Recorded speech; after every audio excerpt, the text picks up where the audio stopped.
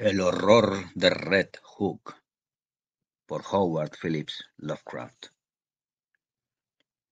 No hace muchas semanas, en la esquina de una calle del pueblo de Pascoag, Rhode Island, un peatón alto de constitución fuerte y aspecto saludable dio mucho que hablar a causa de su singular comportamiento.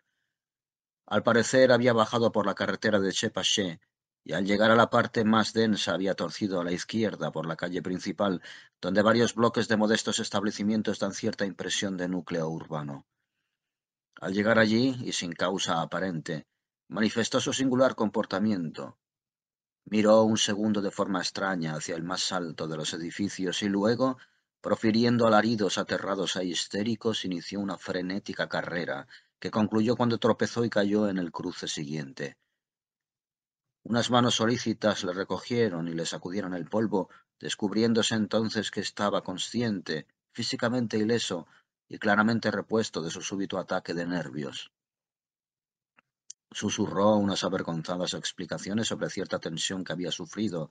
Se encaminó con la cabeza gacha hacia la carretera de Shepashe y emprendió el regreso sin volver la vista atrás ni una sola vez.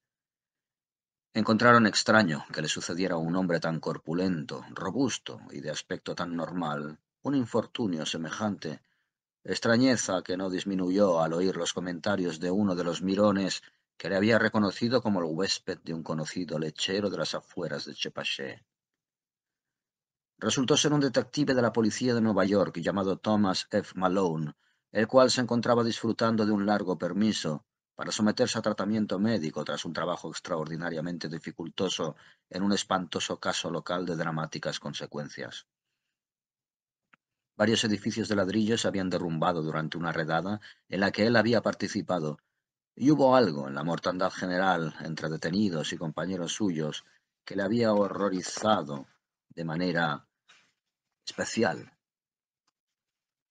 A causa de ello había adquirido un horror agudo y anómalo a todo edificio que se pareciese siquiera remotamente a los que se habían derrumbado, de manera que al final los psiquiatras le prohibieron contemplar cualquier edificio de ese tipo durante algún tiempo.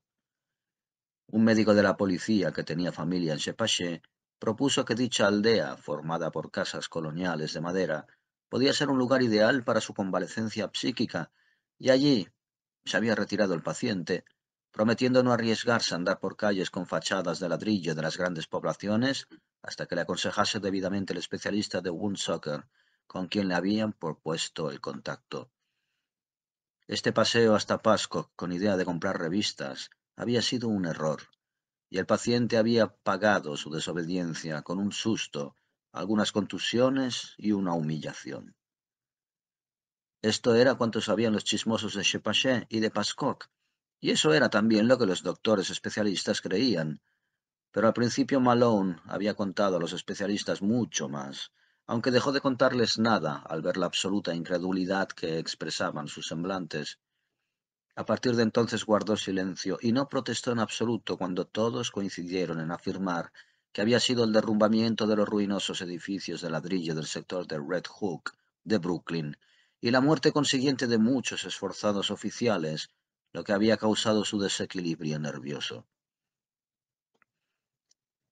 Había trabajado demasiado, dijeron, en la limpieza de aquellos nidos de desorden y de violencia. Algunos detalles fueron horrorosos a todas luces, y la inesperada tragedia había supuesto la gota que colmaba el vaso. Esta era una explicación simple que todo el mundo podía entender, y como Malone no era un simple, comprendió que era preferible dejarlo así. Hablar a unas gentes sin imaginación de un horror que escapaba a toda concepción humana, de un horror que se resguardaba en casas y en edificios y en ciudades invadidas por el cáncer y la lepra de una maldad venida de otros mundos. Habría sido invitarles a que le encerrasen en una celda acolchada en vez de permitirle un descanso temporal, y Malone era un hombre con sentido común a pesar de su misticismo. Tenía la aguda visión del celta para las cosas preternaturales y ocultas, y el ojo vivo del lógico para lo que en apariencia era convincente, combinación que le había llevado muy lejos en los 42 años de su vida y le había colocado en extraños lugares para un hombre que se había formado en la Universidad de Dublín y había nacido en una villa georgiana próxima a Phoenix Park. Y ahora Al repasar las cosas que había visto y sentido y comprendido, Malone se alegró de no haber confiado a nadie algo que era capaz de convertir a un valeroso luchador en un neurótico tembloroso. Las viejas barriadas de ladrillo y las soleadas de rostros cetrinos y huidizos en algo pesadillesco y prodigiosamente siniestro. No sería esta la primera vez que sus sentimientos se quedaran sin interpretación, pues ¿acaso no era su mismo acto de sumergirse en el abismo políglota de Lampa neoyorquina un fenómeno que escapaba a toda explicación razonable? ¿Qué podía contarles a las gentes prosaicas sobre las antiguas brujerías y las grotescas maravillas discernibles para unos ojos sensibles en este caldero inmundo, donde las más diversas heces de épocas malsanas mezclaban su ponzoña y perpetuaban sus obscenos terrores?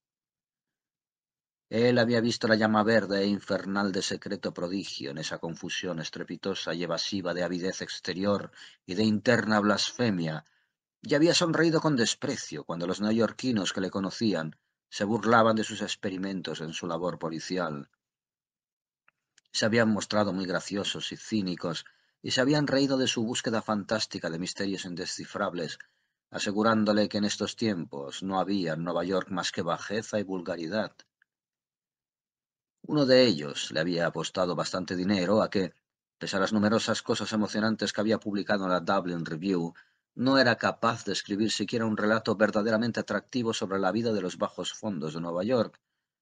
Y ahora, al recapacitar sobre ello, se daba cuenta de la ironía cósmica que había justificado las palabras proféticas al refutar secretamente su frívolo significado.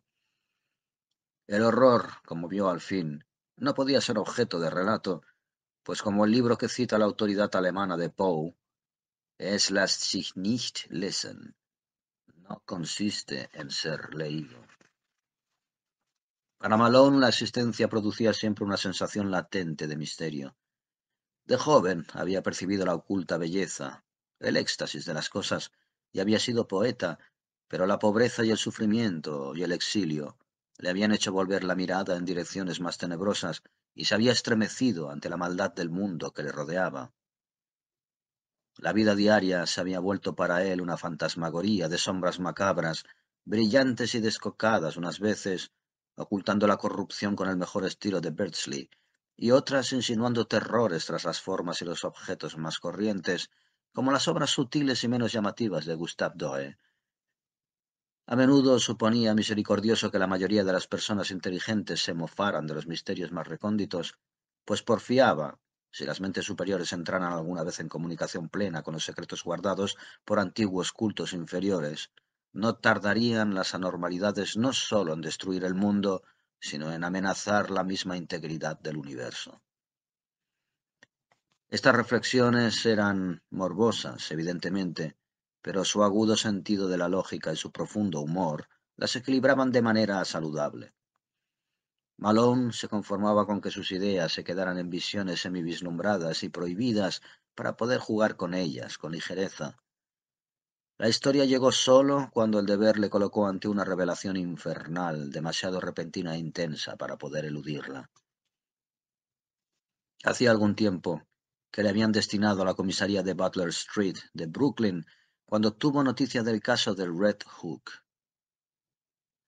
Red Hook es un laberinto de híbrida miseria próximo al barrio marinero frente a la isla del Gobernador, con suicidas carreteras que ascienden de los muelles a un terreno elevado donde los estropeados tramos de Clinton Street y Court Street conducen al ayuntamiento. Sus casas son en su mayoría de ladrillo, construidas durante el segundo cuarto del siglo XIX, y algunos de los callejones y travesías más oscuras tienen sabor antiguo y seductor que la literatura convencional nos inclina a calificar de dickensiano. La población es una mezcolanza y un enigma irremediables. En ella chocan entre sí componentes sirios, españoles, italianos y negros, a no muchas distancias de los cinturones escandinavos y americanos. Es una babel de ruidos e inmundicia que profiere extraños gritos al contestar a las mansas oleaginosas que lamen los sucios espigones y a las monstruosas letanías que compone el órgano de los silbidos portuarios. Aquí prevalecía hace tiempo un cuadro mucho más brillante, Cuando los marineros de ojos daros pululaban por las calles inferiores y unos hogares con más personalidad y gusto rodeaban la colina, aún pueden descubrirse vestigios de su antiguo esplendor en las formas elegantes de los grandes edificios, las airosas iglesias y los testimonios de un arte y un pasado originales en pequeños detalles diseminados aquí y allá. Un gastado tramo de escaleras, una puerta deteriorada, un par de carcomidas columnas decorativas o un trozo de lo que en otro tiempo fuera espacio verde con la barandilla torcida y herrumbrosa. En general las casas componen bloques homogéneos y de cuando en cuando se realza una cúpula con múltiples ventanas para evocar los tiempos en que las familias de los capitanes y los armadores vigilaban el mar. Un centenar de dialectos blasfemos acometían el cielo desde esta mezcolanza de podredumbre material y espiritual. Hordas de merodeadores deambulaban gritando y cantando por callejones y calles. Unas manos furtivas de tarde en tarde apagaban de pronto la luz y corrían las cortinas, y unos rostros oscuros, marcados por el pecado, desaparecían de la ventana al sorprenderlos al visitante. Los policías desesperan de imponer algún orden y tratan de levantar barreras a fin de proteger el mundo exterior de la infección. Al ruido metálico de la patrulla responden una especie de silencio espectral, y los detenidos que se llevan jamás se muestran comunicativos. Los delitos innegables son tan variados como los dialectos locales y comprenden desde el contrabando de ron y la entrada clandestina de extranjeros, pasando por los diversos grados de depravación y oscuro vicio, hasta el asesinato y la mutilación en sus formas más horrendas. El hecho de que estos delitos visibles no sean más frecuentes no es ninguna honra para el vecindario, a menos que la capacidad de ocultación sea un arte digno de honra.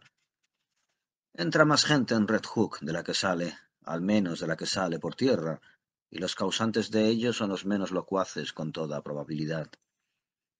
Malone encontró en este estado de cosas un indeterminado hedor y secretos más terribles que cuantos pecados denunciaban los ciudadanos y deploraban los sacerdotes y filántropos.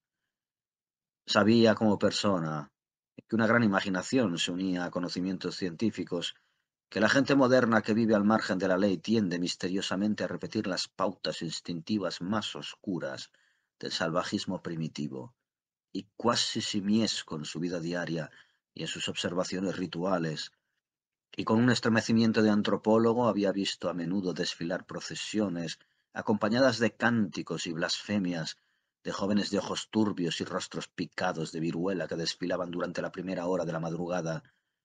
Continuamente se veían grupos de estos jóvenes, unas veces mirando de soslayo en las esquinas de las calles, otras en los portales, tocando misteriosamente instrumentos musicales de escasa calidad, otras sumidos en un embotamiento anonadante, sumergidos en conversaciones indecorosas alrededor de una mesa de algún restaurante próximo a Borough Hall, o hablando en voz baja junto a un taxi desvencijado ante el pórtico solemne de algún caserón viejo y ruinoso, con los póstigos cerrados.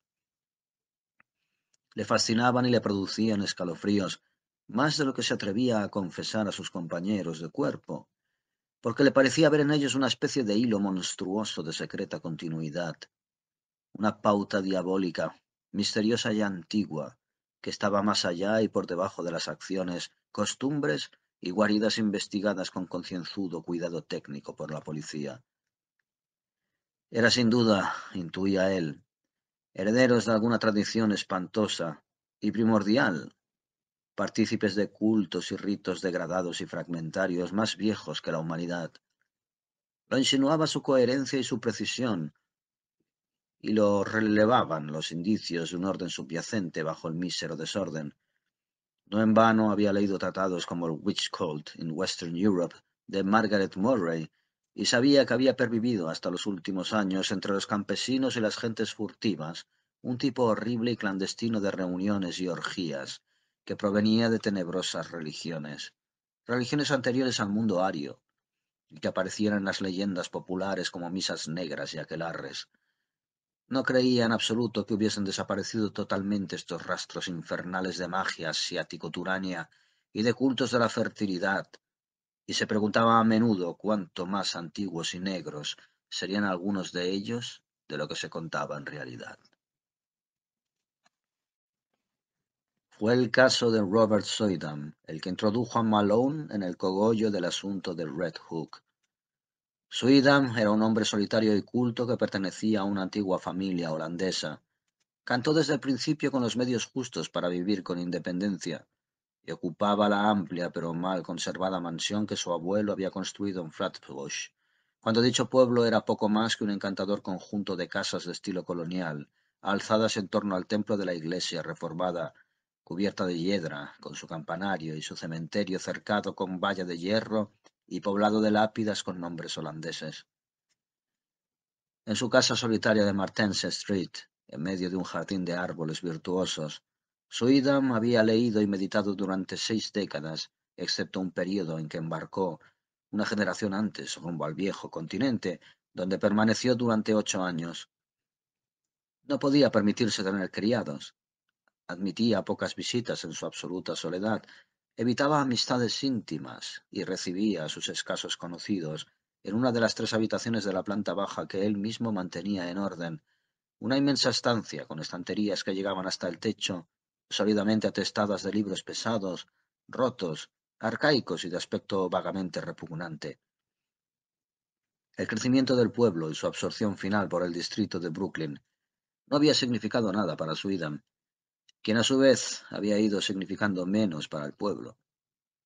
La gente mayor aún le señalaba por la calle, pero para la mayoría de la población más joven era tan solo un tipo raro, corpulento y viejo, cuyo cabello blanco y desgreñado, barba hirsuta, traje negro reluciente y bastón con puño de oro, le valían una mirada divertida y nada más. Malone no le conoció de vista hasta que el deber le hizo intervenir en el caso, pero había oído decir que era una verdadera autoridad en supersticiones medievales y una vez había querido echar una ojeada a un opúsculo suyo ya agotado sobre la cábala y la leyenda de Fausto, opúsculo que un amigo suyo había citado de memoria. Suydam se convirtió en un caso cuando sus lejanos y únicos parientes procuraron de obtener un veredicto judicial sobre su salud mental. La decisión de estos parientes había parecido súbita al mundo exterior, pero en realidad la tomaron solo tras una prolongada observación y penosas discusiones. Se apoyaban en ciertos cambios extraños que habían apreciado en su forma de hablar y en sus hábitos, así como en extravagantes referencias a prodigios inminentes y en sus inexplicables visitas a los vecindarios de Brooklyn de mala reputación. Con los años se había ido volviendo más desaliñado en su persona, hasta convertirse en un auténtico pordiosero, y los avergonzados amigos le veían a veces por las estaciones del metro o vagueando en los bancos de los alrededores de Barrack Hall, conversando con desconocidos de piel oscura y cara tenebrosa. Cuando hablaba, era para susurrar cosas sobre ciertos poderes ilimitados que casi tenía bajo su control, y repetir con furtivas miradas de inteligencia palabras o nombres místicos como Sefirot, Asmodeo y Samael.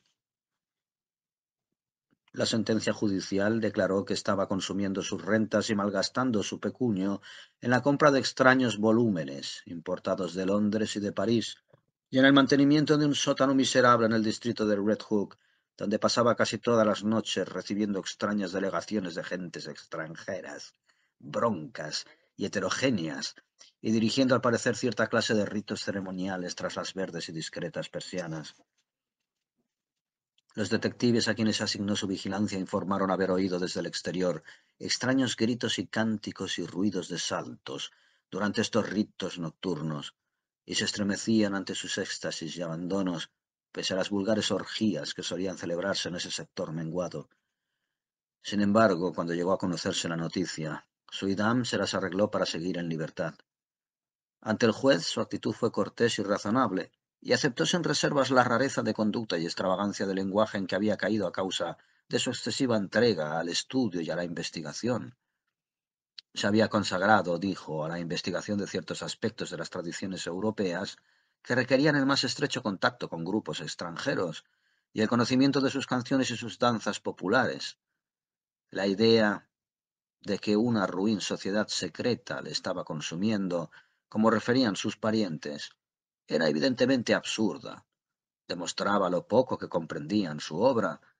Tras el triunfo de sus serenas explicaciones, se le dejó en libertad, y fueron retirados los detectives contratados por los Suidam, Corlear y Van Brunt con resignado disgusto. Fue por entonces cuando se hizo cargo del caso un grupo formado por inspectores federales y policías, Malone entre ellos. La policía había seguido con interés el caso de Suidam y había sido llamada en muchas ocasiones para que ayudase a los detectives privados. Durante este trabajo se puso de manifiesto que entre los nuevos amigos de Suidam se encontraban los más negros y depravados criminales que proliferaban por los tenebrosos callejones de Red Hook, y que al menos una tercera parte de ellos eran reincidentes en casos de robo, disturbios e introducción ilegal de inmigrantes. Efectivamente, no sería exagerado decir que el círculo particular del viejo erudito coincidía casi cabalmente con la peor de las camarillas organizadas que ayudaban desde tierra a pasar clandestinamente a cierta hez incalificable de asiáticos tan sabiamente restituidos por Ellis Island. En los tugurios rebosantes de Parker Place, rebautizada posteriormente, donde Suidam tenía el sótano, se había formado una inusitada colonia de gentes extrañas de ojos rasgados que utilizaban el alfabeto árabe, aunque era rechazada manifiestamente por la gran mayoría de sirios que vivían en Atlantic Avenue y sus proximidades. Todos podían ser deportados por falta de documentación, pero los mecanismos legales funcionaban con lentitud y no se puede remover Red Hook a menos que la publicidad obligue a las autoridades a tomar tal medida. Estos seres acudían a una derruida iglesia de piedra, utilizada los viernes como sala de baile, la cual alzaba sus contrafuertes góticos cerca de la parte más sórdida del barrio marinero. Teóricamente era católica, pero los sacerdotes de todo Brooklyn negaban al lugar toda categoría y autenticidad, y los policías concordaban con ello cuando escuchaban el rumor que salía de ella por la noche. Malone creía oír a veces, cuando la iglesia permanecía vacía y sin luces, las notas bajas y desafinadas de un órgano secreto y terrible, como si brotasen de las profundidades del subsuelo. En cuanto a los demás observadores, les atemorizaban los chillidos y golpes de tambor con que acompañaban los servicios religiosos. Al ser interrogado, Suidan dijo que creía que el ritual era un residuo de cristianismo nestoriano teñido de chamanismo del Tíbet. La mayoría de estas gentes, según él, era de origen mongólico y provenía de alguna región próxima al Kurdistán, y Malone no pudo evitar el pensar que el Kurdistán es el país de los yezidíes, últimos supervivientes de los adoradores persas del diablo. Fuera como fuese, el revuelo de la investigación de Suidam confirmó que estos recién clandestinos acudían a Red Hook en número cada vez mayor. Entraban por el país gracias a alguna operación no detectada por los oficiales de aduanas ni por la policía portuaria. Invadían Parker Place y se entendían rápidamente por la colina, siendo acogidos con fraternidad por los variopintos residentes de la zona. Sus figuras achaparradas y sus fisonomías característicamente bizcas, combinadas de manera grotesca con ropas llamativamente americanas, aparecían cada vez con más frecuencia entre los maleantes y pistoleros nómadas del sector de Borough Hall, hasta que por último se juzgó necesario realizar un censo de todos ellos, averiguar cuáles eran sus recursos y ocupaciones y ver la forma de cercarles y entregarles a las autoridades de inmigración. Malone fue asignado para esta misión por acuerdo de las fuerzas federales y locales, y cuando empezó la criba de Red Hood, permitió y percibió que se encontraba al borde mismo de unos terrores inexpresables, con la figura andrajosa y desatendida de Robert Suidam como principal enemigo y adversario. Los métodos de la policía son diversos e ingeniosos. Malone, valiéndose de discretos paseos, cuidadosas conversaciones casuales, calculados ofrecimientos de licor y discretas entrevistas con asustados prisioneros, se enteró de bastantes pormenores sueltos sobre ese movimiento que había adoptado un aspecto tan amenazador. En efecto, los recién llegados eran kurdos, aunque hablaban un dialecto oscuro y desconcertante en cuanto a su exacta filología. Los que trabajaban lo hacían en su mayor parte como cargadores de muelle o eran buhoneros sin licencia, aunque a menudo servían en restaurantes griegos y atendían en los kioscos de periódicos de las esquinas. La mayoría, sin embargo, carecía de un medio perceptible de subsistencia y tenía que ver evidentemente con actividades de lampa, de las cuales el contrabando y el tráfico ilegal de licores eran las menos inconfesables. Casi todos habían llegado en buques de vapor, y habían sido desembarcados durante noches sin luna en botes de remo que después se metían furtivamente por debajo de cierto muelle y seguían por un canal oculto hasta un remanso subterráneo situado debajo de cierta casa.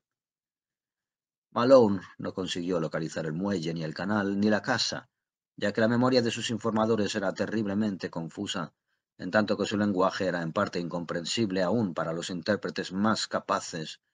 Tampoco pudo obtener ninguna referencia coherente sobre las razones de su importación sistemática. Se manifestaron reservados respecto al lugar del que venían, y en ningún momento les pudo coger lo bastante desprevenidos como para revelar qué agentes les habían buscado y dirigido.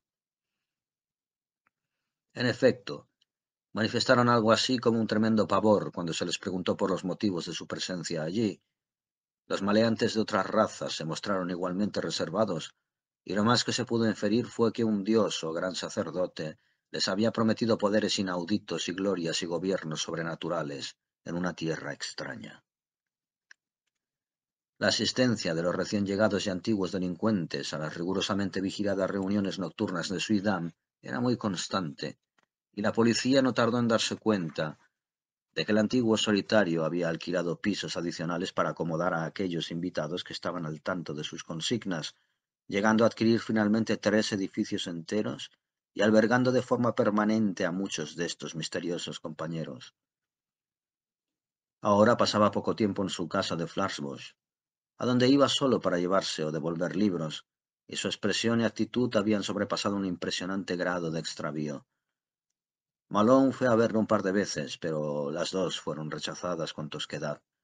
No sabía nada, dijo, de complots ni de conjuras misteriosas. No tenía idea de cómo habían entrado los kurdos ni de qué pretendían. Su ocupación era estudiar con serena tranquilidad el folclore de todos los inmigrantes del distrito, asunto en el que la policía no tenía por qué inmiscuirse. Malone expresó su admiración por su viejo folleto sobre la cábala y otros mitos, pero el apaciguamiento del anciano fue solo momentáneo. Consideró aquello una intrusión y despidió a su visitante sin contemplaciones. Malone se retiró disgustado y acudió a otros canales de información. Nunca sabremos qué habría descubierto Malone si hubiese podido trabajar con continuidad en el caso, pero un conflicto estúpido entre las autoridades locales y las federales hizo que se suspendiesen las investigaciones durante meses, en el curso de los cuales el detective se ocupó de otras misiones. Pero en ningún momento perdió interés, ni dejó de sorprenderle lo que empezaba a sucederle a Robert Suidam, coincidiendo con una ola de secuestros y desapariciones que conmocionó a Nueva York. El descuidado erudito empezó a experimentar una metamorfosis tan asombrosa como absurda. Un día le vieron por las proximidades de Borough Hall con el rostro afeitado, peinado y con un traje pulcro y de buen gusto, y en adelante cada día se observaba en él cierta sombría mejoría. Mantenía constantemente su nueva actitud remilgada, a la que vino a sumarse un insólito resplandor en los ojos y una vivacidad en el habla, y poco a poco empezó a perder la corpulencia que durante tanto tiempo le había deformado. Ahora era frecuente que se le atribuyese menos edad de la que tenía. Adquirió elasticidad en su forma de andar y firmeza en el porte.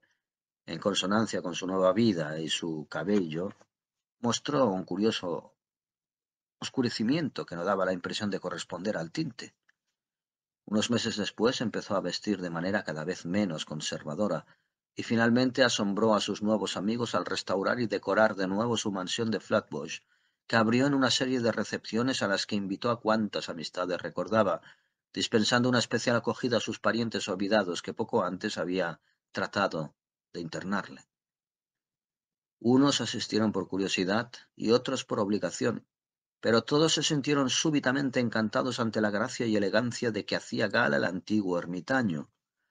Este expresó que había terminado casi toda la labor que se había asignado, y que puesto que acababa de heredar cierta propiedad de un amigo europeo semi-olvidado, iba a pasar el resto de sus días en una segunda y más brillante juventud, cosa que hacían posible el desahogo económico, el cuidado y una estudiada dieta. Cada vez se le veía menos por Red Hook, y cada vez se movía más en la sociedad en la que había nacido. La policía observó que los maleantes solían reunirse ahora en la vieja iglesia sala de baile en vez de concurrir al sótano de Parker Place, aunque este y sus recientes anexos seguían rebosantes de vida pestilente. Entonces se produjeron dos acontecimientos bastante aislados, aunque de enorme interés para el caso, tal como Malone lo concebía. Uno fue el anuncio discreto, aparecido en el Eagle, de los compromisos de Robert Sweetham con la señorita Cornelia Gerritsen de Bayside, joven de excelente posición y pariente lejana de su viejo prometido. El otro fue una redada efectuada por la policía en la iglesia sala de baile, al recibir aviso de que había sido vista fugazmente en una ventana del sótano la cara de un niño secuestrado. Malone había participado en esa redada, y una vez dentro había examinado el lugar con todo esmero. No encontraron a nadie. En realidad el edificio estaba completamente desierto cuando llegaron, pero su sensibilidad celta se sintió vagamente desconcertada ante muchas de las cosas que descubrió en el interior. Había tablas con pinturas sumamente desagradables, tablas que representaban rostros sagrados con expresiones singularmente sardónicas y mundanas, los cuales adoptaban a veces gestos libertinos que incluso una sensibilidad profana decorosa apenas podía aprobar. Tampoco le agradó la inscripción griega, muro, encima del púlpito. Era una antigua fórmula mágica con la que ya se había tropezado en sus tiempos de estudiante en Dublín y que traducía literalmente: oh amiga y compañera de la noche, tú que te regocijas en el ladrido del perro y en la sangre derramada, que vagas entre las sombras de las tumbas y ansías la sangre y traes el terror a los mortales, Gorgo, Mormo, luna de mil caras, mira con ojos favorables nuestros sacrificios. Se estremeció al leer esto y recordó vagamente las notas desafinadas y bajas de un órgano que había imaginado oír algunas noches, como si salieran de debajo de la iglesia. Y otra vez se estremeció al observar moho en el borde de un recipiente metálico que había sobre el altar, y se detuvo nervioso cuando su olfato percibió un hedor espantoso y extraño, procedente de algún lugar cercano. Le obsesionaba el recuerdo de los acordes de órgano, y registró el sótano con especial atención antes de marcharse. El lugar le resultaba abominable. Sin embargo, ¿qué eran las pinturas e inscripciones blasfemas, aparte de meras groserías ejecutadas por gentes ignorantes? Por la época en que se había fijado la boda de Sweetham, la epidemia de secuestros se había convertido en un escándalo periodístico general. La mayoría de las víctimas eran niños de las clases sociales más bajas, pero el creciente número de desapariciones había producido un sentimiento de furia de lo más violento.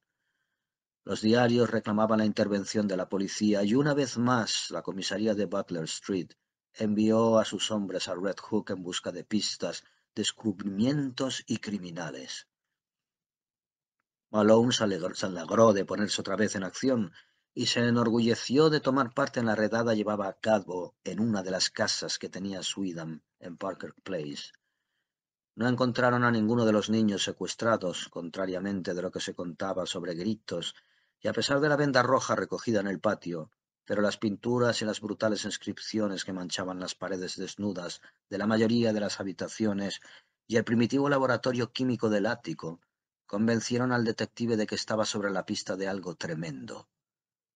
Las pinturas eran espeluznantes, monstruos horribles de todas las formas y tamaños y parodias de siluetas humanas imposibles de detallar. Las frases estaban escritas en rojo, en caracteres árabes, griegos, latinos y hebreos. Malone no pudo leer muchas de ellas, aunque lo que consiguió descifrar resultó ser portentoso y cabalístico. Una frase frecuentemente repetida en una especie de griego hebraizado del período helenístico sugería las más terribles evocaciones del demonio de la decadencia alejandrina. El Elohim Soter Emanuel Sabaoth Aglatetragramatón Agiroso Teos Isquiros Atanatos Jehová Va Adonai Sadayom Opción Mesías Esquereye. Por todas partes surgían círculos y pentáculos que hablaban sin lugar a dudas de las extrañas creencias y aspiraciones de aquellos que vivían allí de manera tan sórdida. En el sótano, sin embargo, encontró lo más extraño de todo: una pila de lingotes de oro cuidadosamente cubierta con un trozo de arpillera. En sus brillantes superficies se exhibían los mismos horribles jeroglíficos que adornaban las paredes. Durante la redada, La policía chocó tan solo con la resistencia pasiva de los bizcos orientales, que salían como enjambres de todas las puertas. Viendo que no había nada más de importancia, tuvieron que dejarlo todo como estaba. No obstante, el comisario del distrito envió una nota a Suidam ordenándole que vigilase estrechamente a sus inquilinos y protegidos en vista del creciente clamor público. En junio tuvo lugar la boda que causó gran sensación. En Flatbush reinaba la animación hacia las 12 del mediodía y una multitud de automóviles adornados con gallardetes llenaban las calles próximas a la iglesia holandesa donde habían instalado un toldo que iba de la puerta a la calzada. Ningún acontecimiento local superó a las nupcias Suidam-Gerritsen en tono y categoría, y el grupo que dio escolta a la novia y al novio hasta el muelle de la Cunard fue, si no el más elegante, sí al menos una sólida página de la alta sociedad. A las 5 se intercambiaron los saludos, batiendo la mano en señal de adiós, y el pesado transatlántico se apartó del largo espigón, giró la proa lentamente hacia el mar, soltó amarras y enfiló hacia las aguas anchurosas que le llevarían a las maravillas del viejo mundo. Era de noche cuando se despejó la cubierta, y los pasajeros rezagados contemplaron las estrellas que pestañeaban por encima de un océano no contaminado. No se sabe si fue el carguero o el grito la que primero llamó la atención. Seguramente fueron ambas cosas a la vez, pero de nada sirve hacer suposiciones. El grito surgió del camarote de Suidam, y quizá habría podido contar con cosas espantosas el marinero que derribó la puerta, si no se le hubiera perturbado el juicio en ese mismo momento. El caso es que empezó a gritar más aún que las primeras víctimas, y echó a correr estúpidamente por el barco hasta que le atraparon y le encadenaron. El médico de a bordo, que entró en el camarote unos momentos más tarde y encendió las luces, no enloqueció, pero no dijo a nadie lo que vio hasta algún tiempo después, cuando trabó correspondencia con Malone ya en Shepashep. Fue asesinato, estrangulación, pero no hace falta decir que las huellas que aparecieron en el cuello de la señora Suidam no podían proceder de las manos de su esposo ni de ningún ser humano, y que la inscripción que osciló en el blanco mamparo unos instantes en caracteres rojos, consignada después de memoria, parece que correspondía nada menos que a las espantosas letras caldeas de la palabra Lilith. No hace falta mencionar estas cosas porque desaparecieron rápidamente en cuanto a Suidam. Se pudo impedir al menos que entraran los demás en el camarote hasta saber qué pensar. El médico ha asegurado claramente a Malone que no llegó a ver aquello justo antes de encender él las luces. Percibió la portilla abierta y cegada unos segundos por ciertas fosforescencias, y durante un instante pareció resonar en la oscuridad del exterior algo así como una risa infernal y contenida. Pero la realidad es que no vio nada. Como prueba, el doctor alega el hecho de que conservó la cordura. Luego el carguero absorbió la atención de todos. Arrió un bote, y una horda de insolentes rufianes de tez oscura, vestidos con uniforme de oficial, invadió la cubierta del buque y detuvo temporalmente el barco de la Cunard. Querían a Suidam, tanto si estaba vivo como si no. Tenían noticias de su viaje y por ciertas razones estaban seguros de que moriría. La cubierta del capitán era casi un pandemonium. Durante unos momentos, entre el informe del doctor sobre la escena del camarote y las peticiones de los hombres del carguero, ni el más prudente y concienzudo de los navegantes supo qué hacer. Súbitamente el que dirigía a los marinos visitantes, un árabe de boca detestablemente negroide, sacó un papel sucio y arrugado y se lo tendió al capitán. Estaba firmado por Robert Suidam y contenía este extraño mensaje: en caso de que muera, o me ocurra algún accidente súbito e inexplicable, ruego que mi cuerpo sea confinado sin preguntas, al portador de esta nota y a sus acompañantes. Para mí, y quizá para usted, todo depende del absoluto cumplimiento de esta petición. Más tarde sabrá por qué. No me defraude ahora. Robert Suidam. El capitán y el doctor se miraron mutuamente, y el segundo susurró algo al primero. Finalmente asintieron impotentes y les llevaron al camarote de Suidam. El doctor hizo que el capitán desviase la mirada al abrir la puerta y dejar paso a los extraños marineros, y no respiró hasta que salieron con su cargamento. Tras permanecer largo rato preparándolo, lo sacaron cubierto en una sábana de la litera, y el doctor se alegró de que no se advirtiera demasiado su silueta. De alguna forma, los hombres arriaron el bulto por un costado hasta cubierta de su barco, y se lo llevaron sin descubierto. El barco de la Cunard reemprendió el viaje, y el doctor y el que se encontraba a bordo de las funciones funerarias trataron de llevar a cabo en el camarote de Suidam los últimos servicios que pudieron. Una vez más, el médico se vio obligado a guardar silencio hasta la mendacidad, dado el horror de lo sucedido. Cuando el encargado de los servicios funerarios preguntó por qué le había extraído toda la sangre al cuerpo de la señora Suidam, omitió decir que él no lo había hecho, ni señaló los huecos de las botellas que faltaban en el estante, ni mencionó el olor del lavabo que revelaba la forma precipitada con que las habían vaciado de su contenido original. Los bolsillos de aquellos hombres, si es que eran hombres, abultaban bastante en el momento en que abandonaron el barco. 2 horas más tarde, el mundo conocía por la radio cuánto debía saber sobre el horrible caso. Esa misma tarde de junio, sin haber oído noticia alguna de lo ocurrido en alta mar, Malone andaba desesperadamente ocupado por los callejones de Red Hook.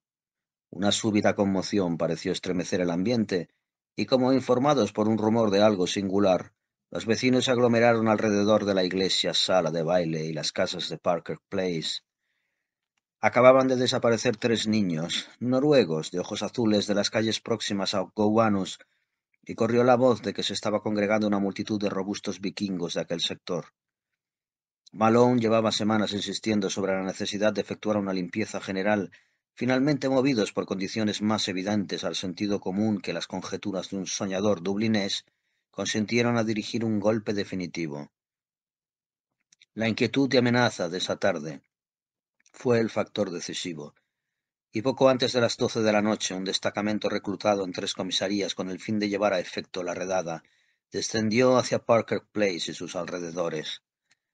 Derribaron puertas, detuvieron a cuantos se encontraron allí y abrieron las habitaciones iluminadas con velas, obligándolas a vomitar multitudes increíbles y heterogéneas de extranjeros, vestidos con atuendos llamativos, mitras y demás ornamentos inexplicables. Mucho fue lo que se perdió en la refriega, ya que arrojaron los objetos apresuradamente a unos pozos insospechados que delataban los olores que ellos pretendían disimular quemando a toda prisa mordaces inciensos. Pero había salpicaduras de sangre por todas partes, y Malone se estremeció al ver en el altar un recipiente del que aún salía humo. Quería estar en varios sitios a la vez, y decidió inspeccionar el sótano de Suidam solo cuando un mensajero le dijo que la derruida iglesia-sala de baile estaba completamente vacía. Pensó que quizá hubiera en el piso alguna clave sobre el rito del que el erudito de lo oculto se había convertido en alma y líder. Registró con auténtica expectación las mohosas habitaciones, notó su vago olor a carroña y examinó los libros curiosos, instrumentos, lingotes de oro y botellas con tapón de cristal, todo ello disperso de cualquier manera. Se le cruzó por entre las piernas un gato flaco de color blanco y negro que le hizo tropezar, volcando una cubeta medio llena de un líquido rojo. La impresión fue descomunal.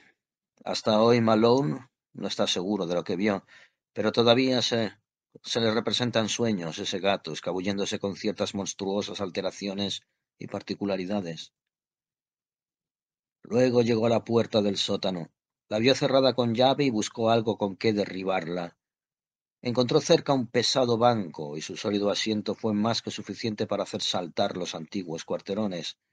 Sonó un crujido y cedió toda la puerta, pero empujada desde el otro lado, de donde surgió el tumultuoso aullido de un viento frío como el hielo y cargado de todos los hedores del pozo inmenso, el cual adquirió una fuerza succionante que no parecía provenir de la tierra ni del cielo, y que enroscándose como un ser vivo en torno al paralizado detective, le arrastró por la abertura y lo precipitó a insondables espacios poblados de susurros y gemidos y risotadas de burla. Por supuesto fue un sueño. Todos los especialistas se lo han dicho y él no puede probar lo contrario. Desde luego preferiría que fuese así, porque entonces la visión de los míseros barrios de ladrillo y los rostros oscuros de los extranjeros no le absorberían el alma de ese modo. Pero en aquellos momentos todo fue espantosamente real, y nada puede borrarle el recuerdo de esas criptas tenebrosas, esas arcadas titánicas y esas infernales figuras semiformadas y gigantescas que avanzaban en silencio llevando entre sus garras seres semidevorados, cuyos fragmentos vivos aún gritaban pidiendo misericordia o reían demencialmente.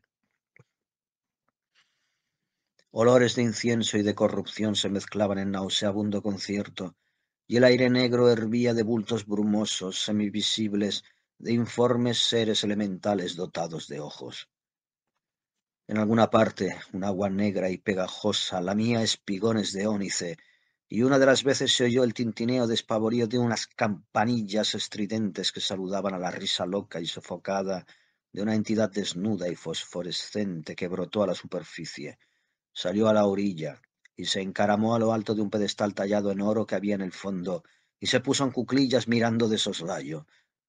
Unas galerías de inmensa oscuridad parecían dispersarse en todas direcciones, hasta el punto de que podía imaginar que aquello era la raíz de un contagio destinado a contaminar y tragarse ciudades enteras, y a sumergir incluso naciones enteras en una hediondez de híbrida pestilencia.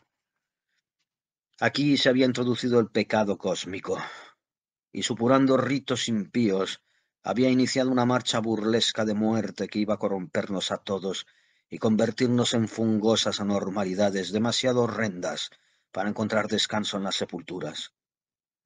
Aquí tenía Satanás su corte babilónica, y los miembros leprosos de la fosforescente Lilith eran lavados en sangre de niños inmaculados. Transformaciones y súcubos aullaban alabanzas a Hécate, y unos becerros luna acéfalos mugían a la Magna Mater. Saltaban las cabras al son de unas flautas delgadas y odiosas, y un grupo de gipanes perseguía incansablemente por las rocas a unos faunos deformes con aspecto de sapos hinchados. No estaban ausentes Moloch ni Astarot, pues en esta quinta esencia de toda condenación habían quedado suprimidos los límites de la conciencia, y la fantasía del hombre comprendía perspectivas de todos los reinos del horror y de todas las dimensiones prohibidas que el mal podía originar.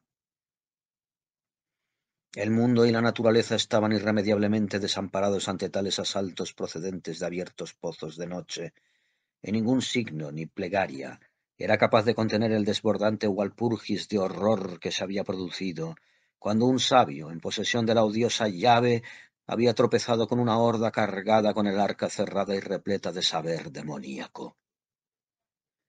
De repente, un rayo de luz física traspasó todas esas fantasmagorías, y Malone oyó rumor de remos en medio de unos seres de blasfemias que debieran estar muertos.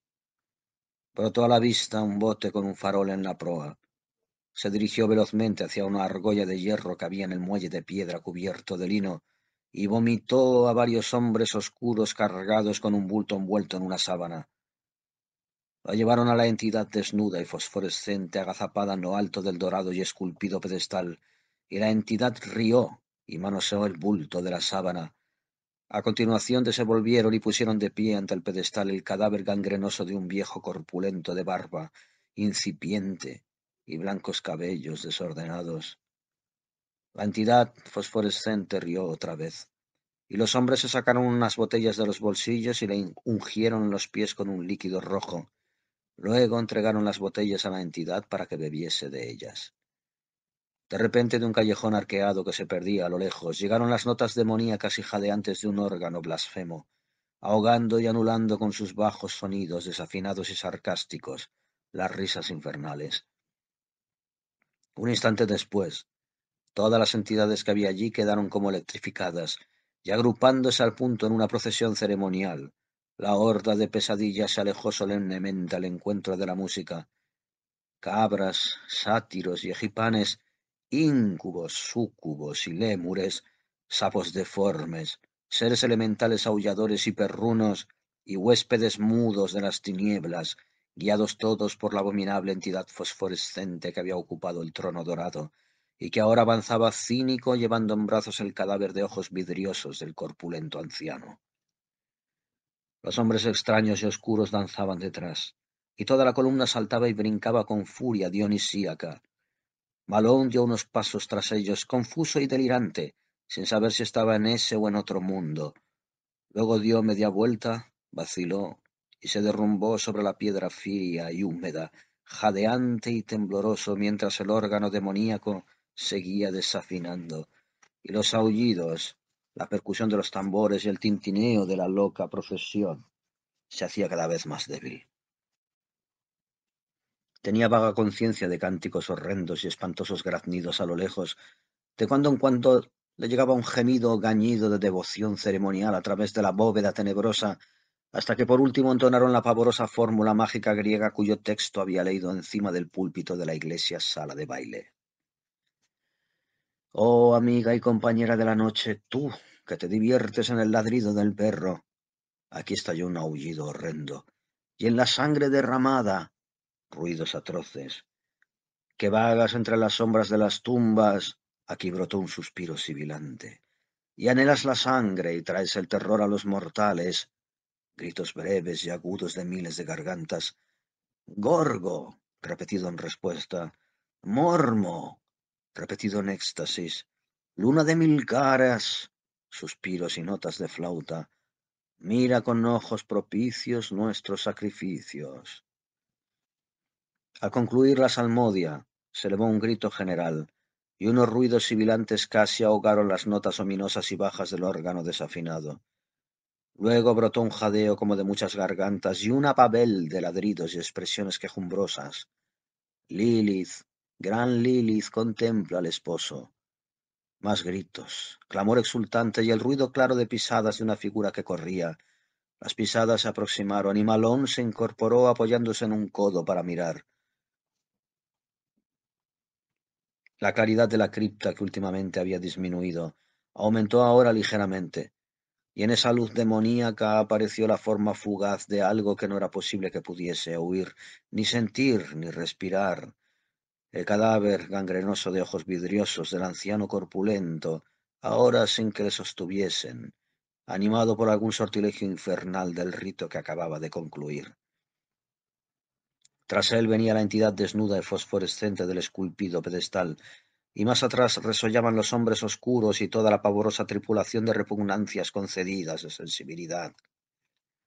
El cadáver iba sacando ventaja a sus perseguidores y corría con un fin deliberado, forzando cada uno de sus músculos putrefactos a fin de llegar al áureo pedestal, cuya necromántica importancia era extraordinaria, al parecer.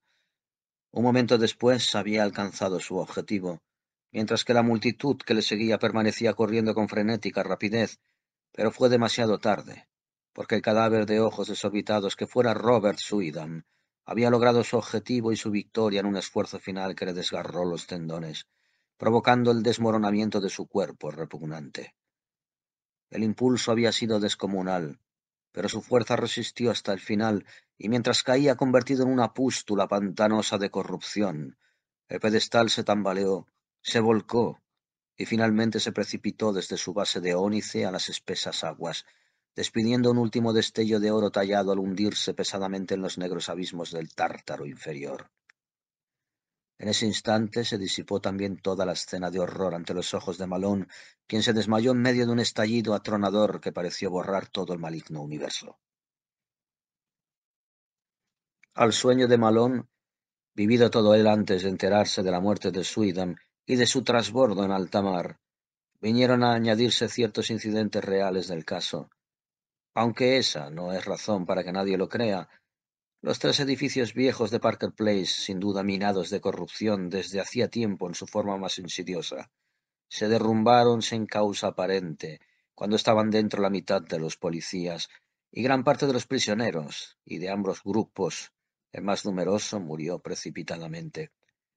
Solo se salvaron muchas vidas en los sótanos y bodegas, y Malone tuvo la suerte de encontrarse en los más bajos de la casa de Robert Suidan, porque estaba efectivamente allí, cosa que nadie estaba dispuesto a negar. Le encontraron inconsciente en el borde de un estanque negrísimo, con un espantoso revoltijo de huesos y de putrefacción que por las operaciones dentales identificaron como el cadáver de Suidan. A unos pasos de él, el caso era sencillo, ya que era allí donde conducía el canal subterráneo de los contrabandistas. Los hombres que habían recogido a Suidan del barco le habían traído a casa. A estos no se les llegó a encontrar, o al menos no se les llegó a identificar en cuanto al médico de a bordo. Nada satisfizo las explicaciones simplistas de la policía. Suidam era indudablemente el jefe de una vasta operación de contrabando de hombres, ya que el que llegaba hasta su casa no era sino uno de los varios canales subterráneos y túneles de la vecindad. Había un túnel que conducía de su casa a una cripta situada bajo la iglesia sala de baile, cripta a la que se llegaba desde la iglesia solo a través de un estrecho pasadizo que había en la pared norte, y en cuyas cámaras se descubrieron cosas aterradoras y singulares. Allí estaba el órgano desafinado, en una inmensa capilla abovedada con bancos de madera y un altar extrañamente decorado. En las paredes se alineaban pequeñas celdas, en 17 de las cuales, resulta espantoso describirlo, encontraron prisioneros encadenados aisladamente y en estado de completa idiocia, entre ellos 4 madres con niños pequeños de aspecto inquietamente extraños. Dichos niños murieron al ser sacados a la luz, circunstancia que los doctores consideraron una suerte. Aparte de Malone, ninguno de los que los examinaron recordó la oscura pregunta del viejo del río. Ant sint unquam daemones incubi et succubae, et annextali congressu proles nasciaqueat. Antes de cegarlos, despejaron enteramente los canales, de los que sacaron una enorme cantidad de huesos de todos los tamaños, cercenados y triturados. Indudablemente se había llegado a la raíz de la epidemia de secuestros, aunque de acuerdo con las pistas legales solo se pudo relacionar a 2 de los detenidos supervivientes con el caso. Dichos hombres se encuentran ahora en prisión, ya que no se ha podido determinar de forma concluyente su complicidad en los asesinatos mismos. No se pudo sacar a la luz el pedestal o trono de oro esculpido tan frecuentemente citado por Malone como de gran importancia ocultista, aunque se comprobó que en la parte del canal situado debajo de la casa de Suidam, las aguas formaban un pozo demasiado profundo, y no fue posible explorarla ni limpiarla. La condenaron y cegaron con cemento al hacer los sótanos de los nuevos edificios, pero Malone especula a menudo sobre lo que hay debajo.